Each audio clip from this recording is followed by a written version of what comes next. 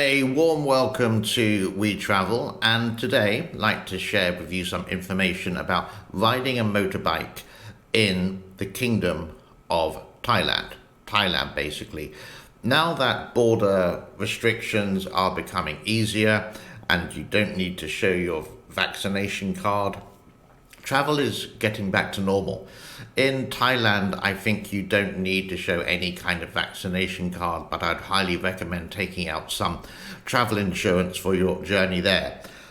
And come November, December, January, February is the most popular time to go because it's not so hot, it doesn't rain as much, and the nights are a lot cooler.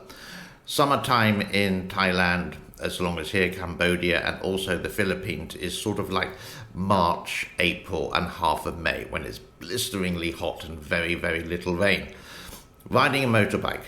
Now, you may have seen lots of people just go to a rent-a-bike shop and renting it for the day. And the rent-a-bike shop will not ask you for any kind of like driving license. But in Thailand, to ride a motorbike, you do need to have a driving license, not for just a car. It's also got to include a motorbike, like what I have here for this country. They will accept most driving license and it will be valid possibly for like 90 days. Don't quote me on that. So if you want to rent a motorbike, you've got to have it, even though it may be a really small one, 125. When you do get that bike, or if you're renting, it's not going to be very expensive, maybe $2 to $5 per day, just for a small little scooter. But check it and check it. Make sure the tires are hard, just by tapping on them. Make sure the brakes are working, just the two brakes in front you're going to have. This is going to be your back brake and this is going to be your front brake. And just take any pictures of if any scratches and notify them. So when you return it, because most of the time, a lot of the time, they may actually take your passport as a deposit. And it's a bit of a scam in not just Thailand, but in many countries that say, oh, you scratched the motorbike, that's going to cost you an extra 1,000 baht, which is about $35.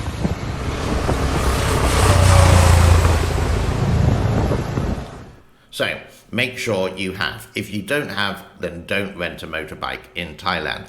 I've had this experience in Phuket. Now, I have a driving license for a car and a motorbike here in Cambodia, which is allowed in all of Asia near enough, and in the Philippines, same kind of thing with a driving license there. It was 2017, I think, I actually got stopped by the traffic police. But they were stopping every single motorbike, every single foreigner on a motorbike. Firstly, make sure you wear the helmet. If you don't, they will stop you, period, and especially if they see a foreigner. Yeah? And if you don't have the license, basically they will charge you 500 baht. 500 baht is, well, at the moment, $1 is 37 baht, so you can work it out maybe like $14, $15, something like that kind of price.